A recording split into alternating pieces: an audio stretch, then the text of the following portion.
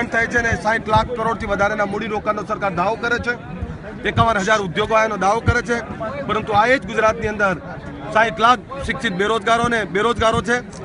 તો એ બેરોજગાર યુવાનોની રોજગારી માટે ગુજરાતના આવતા ઉદ્યોગોની અંદર 85% ગુજરાતીઓને નોકરી આપો, આવનારા 3 મહિનાની અંદર 3 લાખથી વધારે યુવાનોને રોજગારી આપો એવી માગણી સાથે 6 જાન્યુઆરીએ બહુચરાજીથી અમદાવાદ સુધીની હજારો લાખો યુવાન સાથેની એક બેરોજગાર યાત્રા નીકળવા જઈ રહ્યા છીએ। જો સરકાર અમારી માગણીઓ નથી સ્વીકારતી તો આ વખતનું વાઇબ્રન્ટ અમે નહીં થવા દઈએ।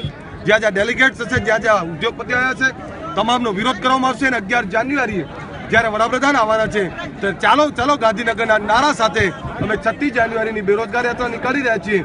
જો અમને રોજગારીની બાહેધરી આપવામાં નહીં આવે, અમને નક્કર વાયદા જોઈએ છે, નક્કર પરિણામ જોઈએ છે, નહીં આપવામાં આવે તો આ વખતનું વાઇબ્રન્ટ નહીં થવા દઈએ।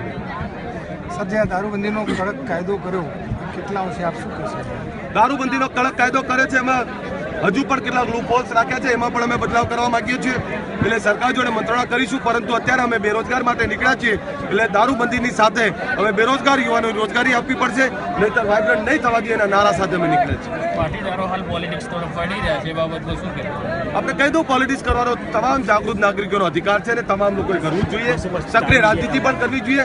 સારા અને સનિષ્ઠ ઈમાનદાર લોકોને કામ કરી શકે, લોકોની પીડા સમજી શકે એવા નેતાઓ લાવવા જોઈએ અને યુવાનો જાગૃત બનવું જોઈએ।